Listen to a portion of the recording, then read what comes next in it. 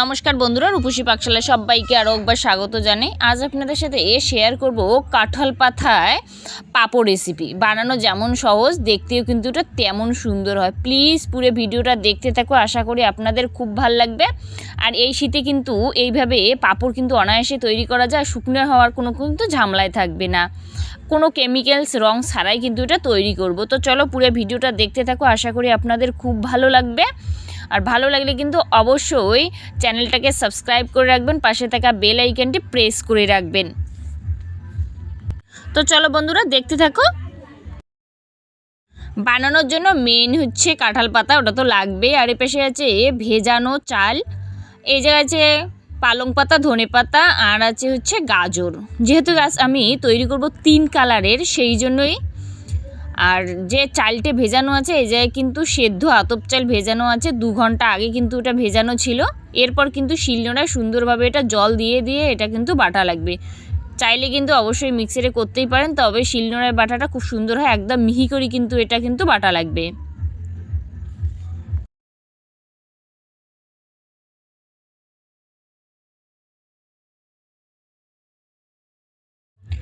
তারপর কিছুটা চাল নেওয়ার পরে কিন্তু গাজর কুচির সাথে কিন্তু চালটা একেবারেই কিন্তু মিহি করেই বাটা লাগবে, তাহলে কিন্তু এটা গাজরের যে কালার সেই কালারের এটা কিন্তু তৈরি হবে।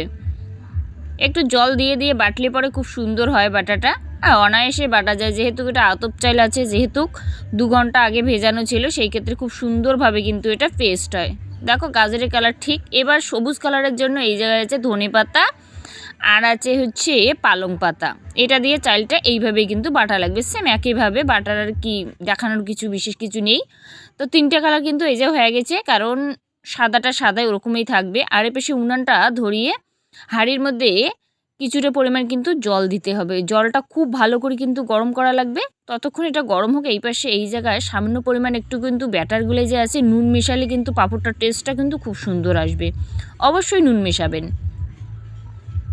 আর দেখো এটা কিন্তু একটু সাদা যে ব্যাটারটা একটু বেশি হয়ে গেছে, আর একটু করে জল মিশিয়ে একটু পাতলা করা লাগবে। ব্যাটারটা খুবই ভারী আছে, তো সেই ক্ষেত্রে একটু জল মিশিয়ে মিশিয়ে কিন্তু এটা করা লাগবে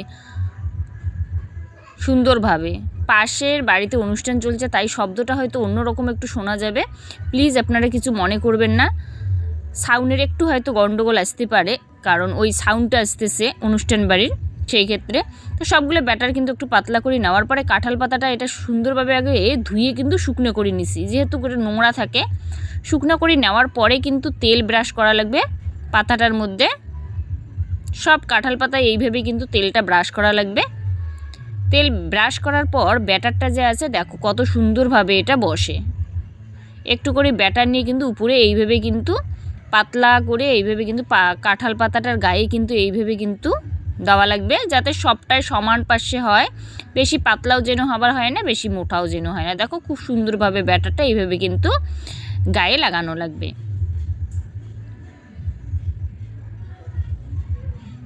এটা কাজটা খুব ইজি, দেখো সুন্দরভাবে কিন্তু এটা করা যায়। আরও একটা দেখাচ্ছি আপনাদের, সবুজ যে ব্যাটারটা আছে ওই ব্যাটারটা দিয়ে আপনাদের দেখাচ্ছি। বেশি মোটা করতে যাবেন না, নইলে শুকনো করতে প্রবলেম হবে। বেশি পাতলা করতে যাবেন না, এটা কিন্তু তাহলে কিন্তু পাঁপড়টা ভাঙার সম্ভাবনা থাকবে। সবগুলো পাতায় কিন্তু একেবারেই রেডি। এইবার পাতা এক সাইডে রাখার পরে এপাশে হাঁড়িতে যে জল বসানো ছিল সেটা কিন্তু বাষ্প বেরোচ্ছে। তাতে কিন্তু এরকম একটা ছিদ্রযুক্ত পাত্র দিয়ে পাতাটা যে আছে এইভাবে কিন্তু ফাঁকা ফাঁকা করে বসানো লাগবে। এক গাদাগাদি করে বসাতে যাবেন না, নইলে কিন্তু উঠতে চাইবে না। তো একটা একটা করে এইভাবেই করবেন। বসানোর পরে কিন্তু ঢাকনা দেওয়া লাগবে মিনিমাম 5 মিনিটের মতো। 5 মিনিট পরে আপনাদের দেখাচ্ছি। এটা বেশি সময় লাগে না, কারণ 5 মিনিটে এটা খুব সুন্দর কিন্তু এটা হয়। এটা কিন্তু সুন্দরভাবে দেখো রেডি হয়ে গেছে। আর পাতা থেকে কিন্তু এমনিতেই দেখো সরে আসতেছে, দেখো পাতা থেকে এমনিতেই কিন্তু সরে আসে। তো বাকি যে পাতাগুলো আছে সেম একইভাবে কিন্তু করা লাগবে। ফার্স্টটা কিন্তু একটু সময় লাগে 5 মিনিটের মতো, পরেরগুলো কিন্তু 2-3 মিনিটেই কিন্তু এটা সুন্দরভাবে রেডি হয়। এটা দেওয়ার পরে এটা 2 মিনিটের মধ্যেই কিন্তু রেডি হয়ে যাবে। হলে পরে দেখবেন যে দেখো পাতা থেকে কিন্তু যে উপরের যে ব্যাটারটা দেখো কত সুন্দরভাবে আসতেছে। আর সারানো তো খুবই ইজি, যেহেতু তেল দেওয়া আছে। দেখো সুন্দরভাবে কিন্তু এটা সারানো যায়, অনায়াসে সারানো যায়, কারণ খুব সুন্দর যদি এটা ভাপে হয় দেখবেন পাতা থেকে ব্যাটারটা একেবারে কিন্তু আলাদা হয় এইভাবে কিন্তু ঠিক। আর যদি একটু কম হয় তবে হাত দিয়ে একটু হালকা হাতে ইয়ে করবেন, পাতাটাকে চাপ দিবেন, তাহলে কিন্তু খুব সুন্দরভাবে এটা কিন্তু তোলা যায়। তেল দেওয়ার ফলে কিন্তু এইভাবে তোলা যায়। তো সবগুলো এইভাবে তুলবো। তোলার পরে কিন্তু 3-4 ঘন্টার মতো ভালো করে কিন্তু এটা শুকনো করা লাগবে। 3-4 ঘন্টা শুকনো করলেই কিন্তু পাঁপড়টা একেবারেই রেডি। বেশি এটা শুকনো করতে হবে না। দেখো পাঁপড়গুলো দেখতে কত সুন্দর হয়, একদম পাতার শেপ, দারুণ দেখতে হয়।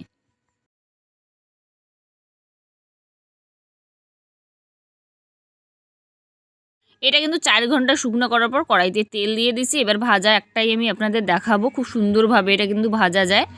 আশা করি রেসিপিটা আপনাদের ভালো লাগবে। ভালো লাগলে অবশ্যই লাইক কমেন্ট শেয়ার করে একেবারেই ভুলবেন না। আর যদি এই চ্যানেলের নতুন দর্শক অবশ্যই চ্যানেলটাকে সাবস্ক্রাইব করবেন, পাশে থাকা বেল আইকনটি প্রেস করে রাখবেন, যাতে আমার কোনো রান্নার ভিডিও যখন ছাড়বো আমি সবার আগে যেন আপনার মোবাইলে পৌঁছায়। টাটা, সবাই সুস্থ থাকবেন, ভালো থাকবেন। নেক্সট ভিডিওতে কিন্তু আবার দেখা হবে এরকমই সুন্দর রেসিপির সাথে। দেখো কত সুন্দরভাবে কিন্তু পাঁপড়টা একেবারেই রেডি।